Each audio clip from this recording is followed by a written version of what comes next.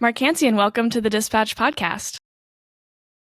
Thanks for having me on the show. So you and I have talked several times over the last year or so about the ongoing battle for aid to Ukraine and the ways that has played out and the ways that it's intersected with the U.S.'s own defense capabilities and stockpiles.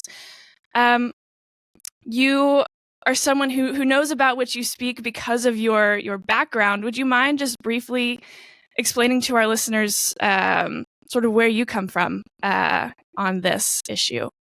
Sure. I have three elements in my professional background. I was in the Marine Corps for 37 years, active in reserve, did 4 combat tours during that time.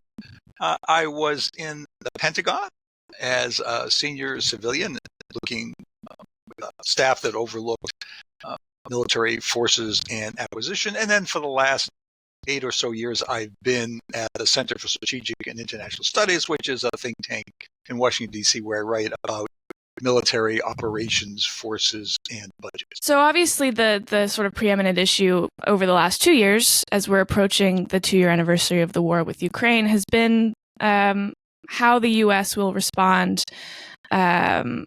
to Russia's invasion. How would you characterize both the quality and the quantity of the aid the U.S. has given to Ukraine since Russia invaded 2 years ago Saturday? The quantity and quality have both been very great. Starting with the quality, we have given the Ukrainians top-of-the-line equipment. That is the same equipment that we use to equip our own forces. We have not been giving them obsolescent or hand-me-downs, which has been the case with some allies over the years. And the quantity has been quite substantial. The total amount of aid, now that includes everything, has been $113 billion. The military part of that is about $50 billion. Now, some people criticize the amount for not being sufficient, and you can make the argument the United States should have started more quickly. Maybe some of the packages should have been larger, but the aid has been very substantial and has, along with what other allies and partners have provided, particularly advantage, and also allowed them to equip their vastly expanded military forces. And so, if you could sort of indulge in a counterfactual, where do you think Ukraine would be without the aid that the U.S. has provided over the last 2 years? Well, if without the U.S. aid and the aid from other countries, Russia would have been in Kyiv in mid-March. The Ukrainians could not have held out without the enormous amounts of aid from the United States and other countries. For example, early on, the United States sent a lot of javelins. Those were instrumental in stopping the Russian advance towards Kyiv. And javelins, I say, because there was a whole variety of anti-tank missiles that the United States and others provided, but that was key. Without those additional munitions, the Ukrainians could not have held out, regardless of how determined they were. Yeah, and you mentioned the defense of Kyiv. The first year of the war seemed to be marked by these incredible Ukrainian successes. The second year has been more defined by, it seems, this failed counteroffensive, or at least not as successful as the Ukrainians and their allies would have liked. What do the Ukrainians need now? It seems like as I said, victories have been fewer and further between for Ukrainians. Just this week, they pulled out of the city of Avdiivka that had resisted, Russian occupation in one form or another for a decade. What do they need on the battlefield now? Well, first, I think your characterization of military operations is essentially correct. In the first year, you have a phase where the Ukrainians are on the defensive, fighting a desperate resistance, but very successful. And the Russians pulled back from Kyiv. They pulled back from Kharkiv. You get front lines stabilized, essentially where they are today. But the Ukrainians launched 2 counterattacks in the fall of 2022. One captured a lot of territory east of Kharkiv, and the other one pushed the Russians out of Kherson. There was a lot of hope last spring, a little over a year ago, going into a Ukrainian counteroffensive. The Ukrainians received a lot of training and equipment, but the results of that were disappointing. The Ukrainians were not able to get through the Russian defensive zone, which the Russians have been working on for 6 months. So where are we, and what do the Ukrainians need? Well, the first thing to note is that there's no magic bullet.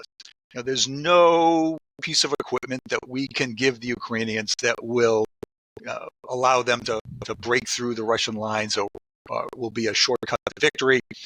Over the course of the 2 years, we've seen successive weapons that were got a lot of attention, and there was hope that this would be a game changer. We heard that many times. Javelin, HIMARS, Patriot. Now we hear it about F-16s. And while all of these are useful and add to the Ukrainian military capability, there's no such thing as a game-changing piece of equipment. The Ukrainian military capabilities are the sum total of all of the equipment they've received. So the first answer is the Ukrainians need to continue to receive equipment at the level that they've been receiving it for the last 2 years. This needs to cover a wide spectrum of capabilities, from the things that people think about, like artillery shells and air defense missiles, to the very boring stuff like engineer equipment, trucks, medical supplies, and all of the equipment that goes with a modern military. Because militaries in combat need a continuous flow of weapons, munitions, and supplies. They use up supplies, they fire munitions, and equipment gets destroyed. And if that flow is interrupted, then military forces will decline and collapse. So the key thing right now is to keep that flow going. Having said that, there are probably some things that deserve extra attention. Air defense missiles have been running low, and when aid is reestablished, I think those will be high on the list, as well as artillery, for example. A lot of focus on F-16s, and those are useful, but the numbers are going to be very small. Yeah.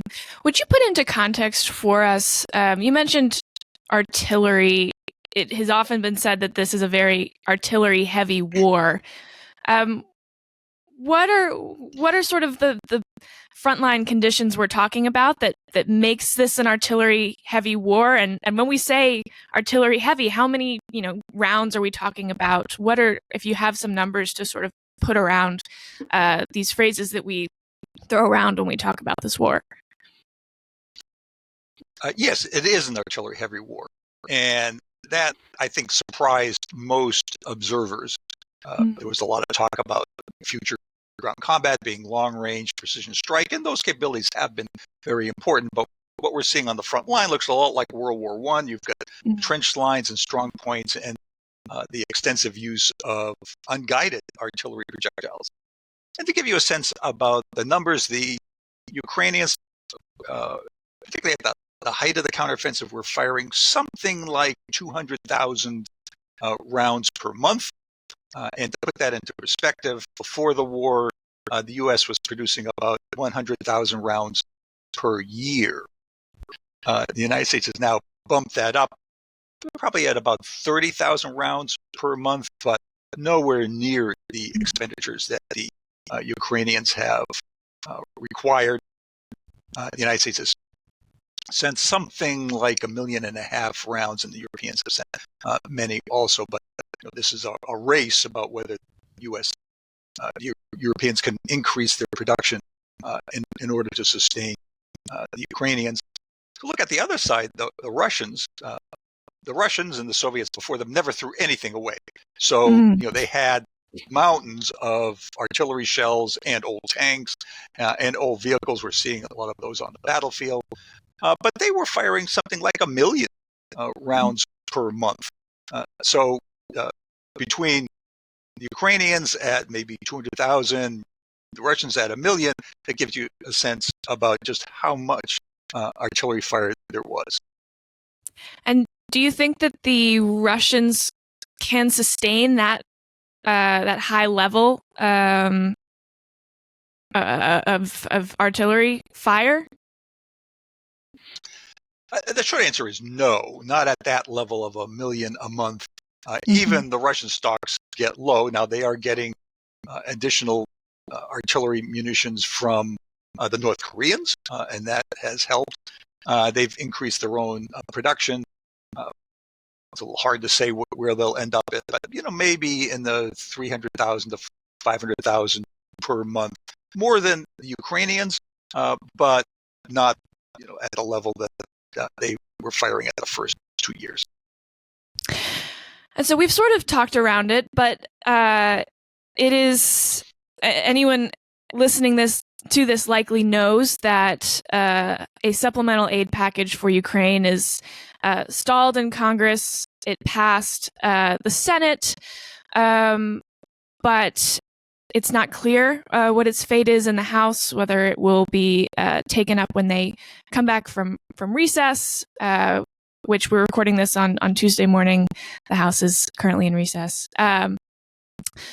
So describe to me, obviously, the fate of the bill is uncertain. Whether it survives sort of in its current form, also uncertain and down to some political machinations. But describe to me, if you will, what has been proposed in this roughly $60 billion package of aid to Ukraine. And I'd love to circle back to that phrase as well. Yes. The aid to Ukraine is 60 plus billion because there's some funding proposed for humanitarian assistance, a large chunk of which might end up with Ukraine. But it's important to note that the phrase aid to Ukraine is a misnomer because about 60% of all of the aid to Ukraine is spent in the United States, and about 90% of the military aid is spent in the United States. Criticisms that the United States is sending pallets of dollars to the Ukrainian government. Of course, that's not at all true. On the military side, there are 3 elements of aid. There is U.S. equipment that is sent to Ukraine. That's the drawdown of existing U.S. equipment, and then there's money to backfill that. So that's equipment and munitions and supplies that can get there pretty quickly. Then there's money for Ukraine to buy new equipment. That's really more for rebuilding the Ukrainian military after the war. But this would be newly produced equipment. There's money for what are essentially services, that is training and maintenance and intelligence support. And then finally, there's money for U.S. forces. U.S. has surged military forces to Eastern Europe. Those are down to about 10,000, but they have continuing costs there. So there's a chunk of money for U.S. military forces.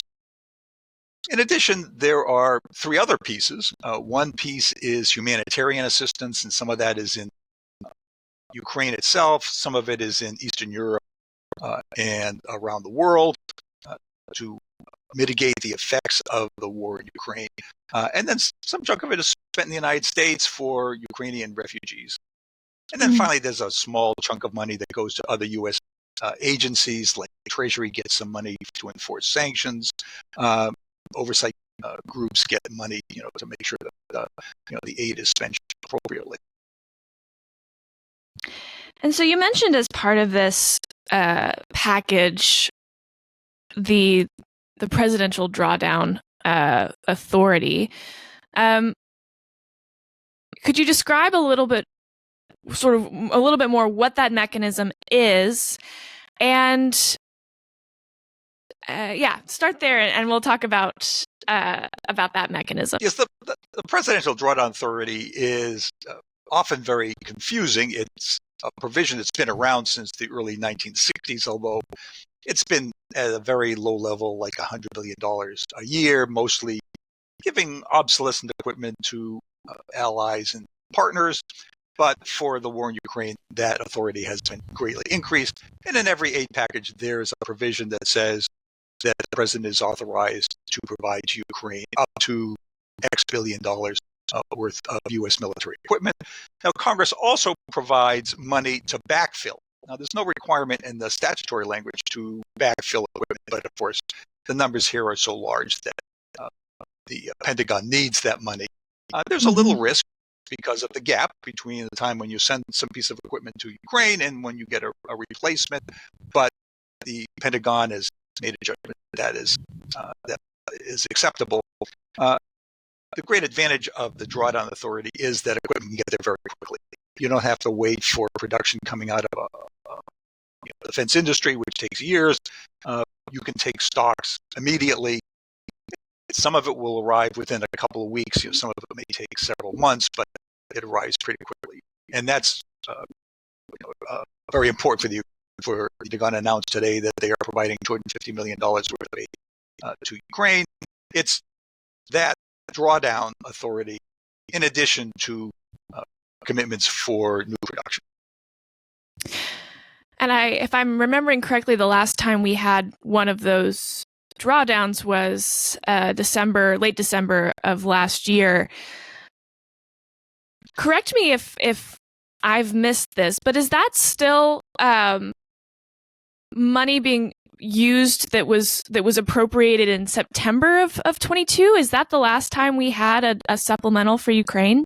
The last announcement, I believe, was the middle of January, and DoD said that was the end of their funding. Now, there is a little gap between the authority. The DoD has more authority, but they don't have any more funding, and they've been reluctant to send more equipment for which they don't have money to backfill.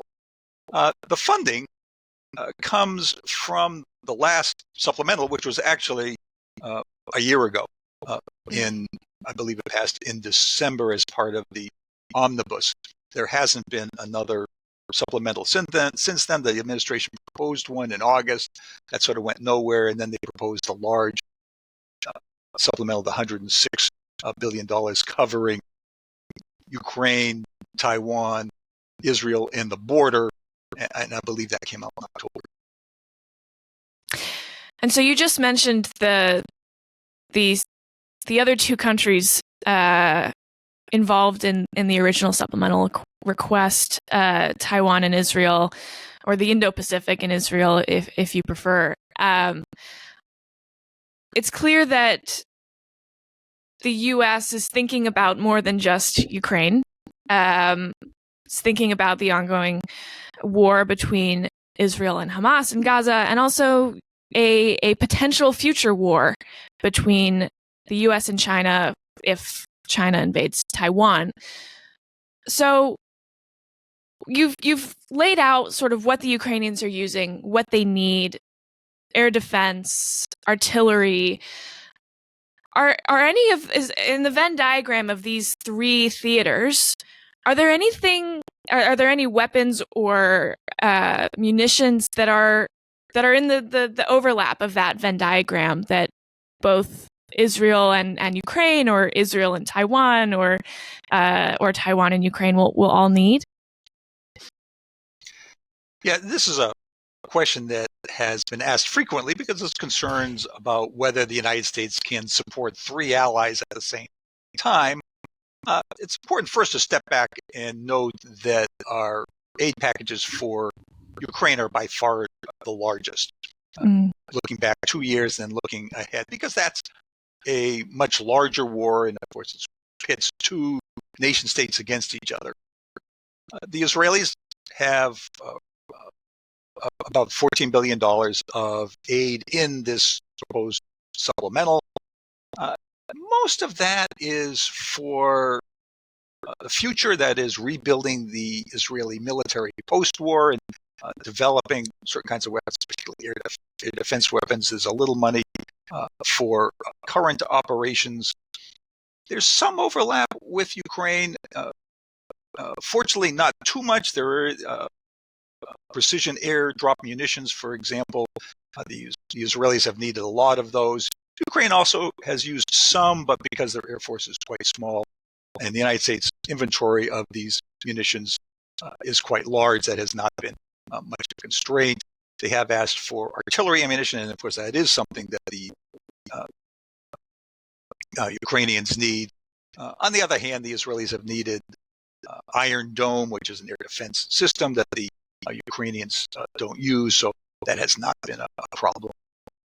Looking at Taiwan, there is, again, some overlap, but fortunately not too much, though.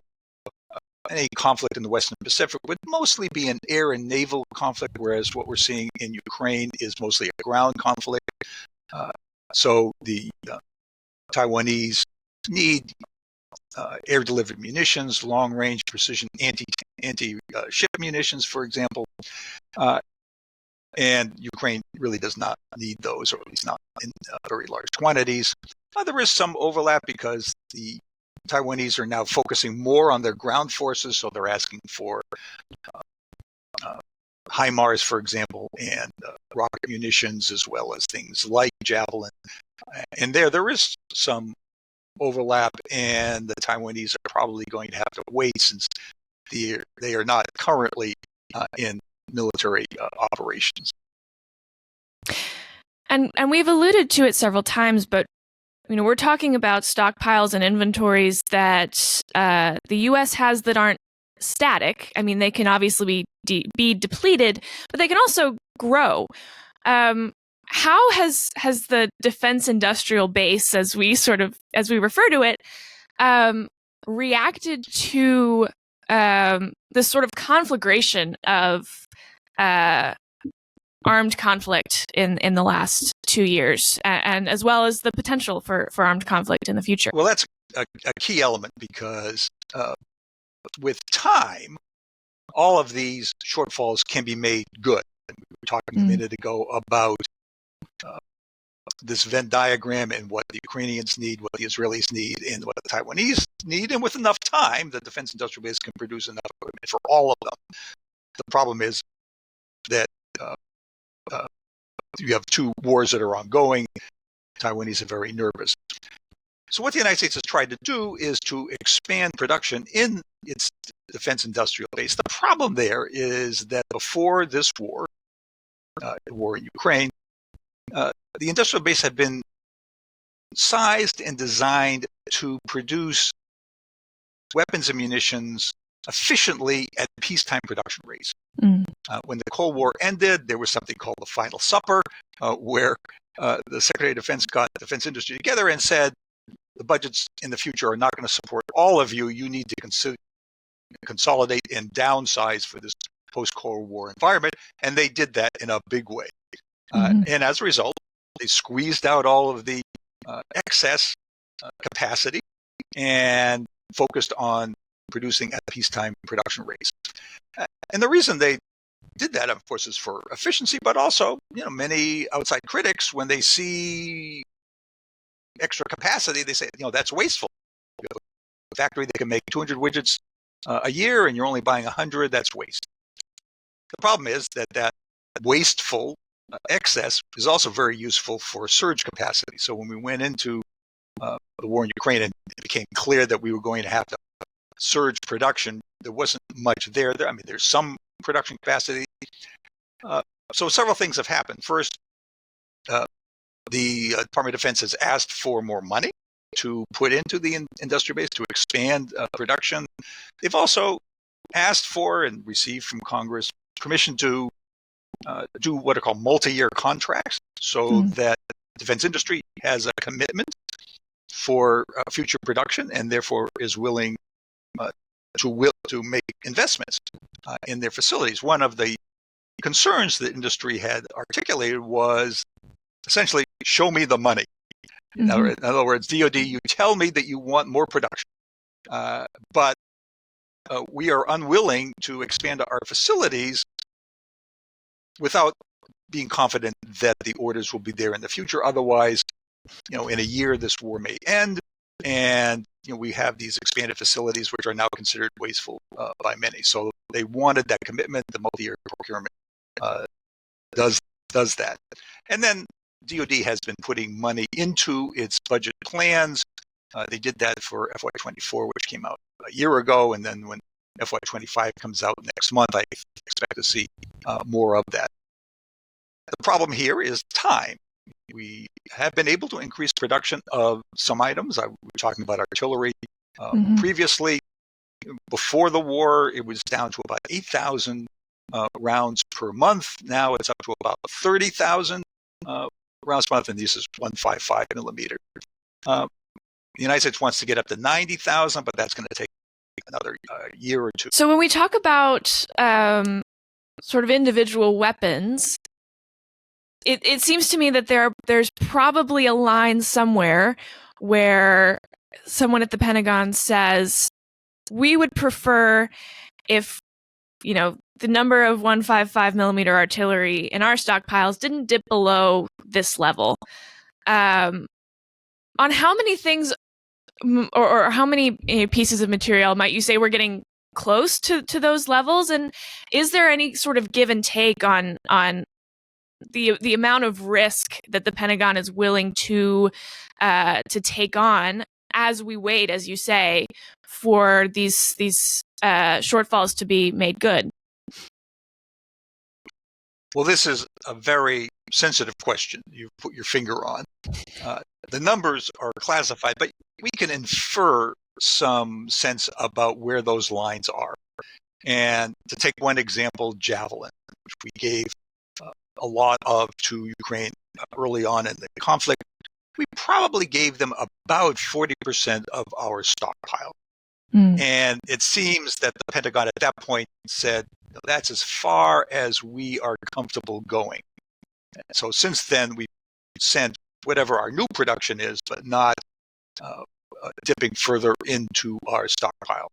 And the reason the Pentagon says we're not comfortable is that there are other potential conflicts for which the Pentagon has to be prepared. For example, we could have a conflict on the Korean Peninsula. The North Koreans could end up in a war with the South, the North Koreans, of course, being very belligerent. There could be conflicts with Iran. There could be a conflict in a couple of years around the Baltic states with Russian aggression there. So to be prepared for these other possible conflicts, there's a level that the Pentagon doesn't want to go below. Now, the president could direct the Pentagon to accept that risk, to accept additional risk, but of course then that gets very sensitive. And we've seen that limit hit on a couple of other items.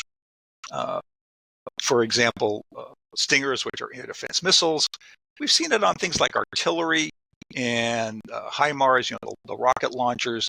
And there, what the Pentagon has done basically is every spare system that it has sent to Ukraine. Every training pool, every maintenance pool, it has sent to Ukraine. But it has not been willing to take equipment out of existing units and send that to Ukraine. Now, the United States could do that. We could say late deploying reserve units will only have half of their equipment allowance, and we're going to send the other half to Ukraine. But again, that increases risk, and then also get into sort of institutional politics. So Pentagon has been unwilling to go beyond what it has done so far. Yeah. And to your mind, has the war in Ukraine and the U.S.'s reaction revealed anything about the preparedness of the defense industrial base, put us in a better or more agile position for future conflicts? I mean, if we zoom out to 10,000 feet, where is the U.S. defense industrial base in its preparedness 2 years after the war in Ukraine began? Well, there's no question that the war in Ukraine and tensions over Taiwan have greatly increased the appreciation for the need for stockpiles and larger stockpiles and surge capability. Before the war in Ukraine, the United States, ever since the end of the Cold War, had really been prepared for regional conflicts against opponents like Iraq and counterinsurgency, and had sized its inventories based on those much lower requirements. Many analysts in the services had recognized that great power conflicts would put much greater demands on inventories. But in peacetime, it's very difficult to put money against those kinds of requirements. The problem with a stockpile of artillery shells, for example, is they just sit there. If you go out and buy a ship or an airplane, it's out there every day and people can see it, and it's part of the active force. If you buy a lot of artillery shells or a lot of missiles, they're sitting in a bunker someplace, and 20 years from now, then you demilitarize it if you don't use it. So they always had a hard time competing, even though everyone recognized that a great power conflict would probably require more. Now we've made that transition between what we see in Ukraine and analyses about what a war with China over Taiwan would require. We're building up that industrial base. The caution is that when the war in Ukraine ends, as it will someday, the United States will have to continue those investments and not turn around and say, well, that's all that surge capacity is wasteful. Let's get rid of it. Let's get efficient in our defense industry, and then we'll be back to where we were before. Right. Well, Mark, those were my big questions for you, but my last sort of gimme question is there anything that we are missing in this conversation? Anything that we haven't talked about? Anything that I should have asked you and didn't? Something we're getting wrong when we're looking at this big picture? There were two things we have to keep in mind on the big picture. The first is that most of this money is spent in the United States. This is not sent to foreign countries. And as a result, it benefits many communities as well as the national security of the United States. The other big thing is that we are equipping allies and partners. There are no U.S. forces involved in any of these conflicts. There are no U.S. forces in Ukraine, none in Israel, none in Taiwan. We have allies who want to defend themselves, but they need equipment to do that. This is very different from the situation we faced in Iraq and Afghanistan. And it's also much cheaper. Those wars were extremely expensive because we had U.S. forces involved. Here we don't. We just have to equip our allies and partners. That's a very cheap way to maintain national security. Well, we will leave it there. Mark Cancian, thanks so much for joining us on the Dispatch podcast. Thanks for having me on the show.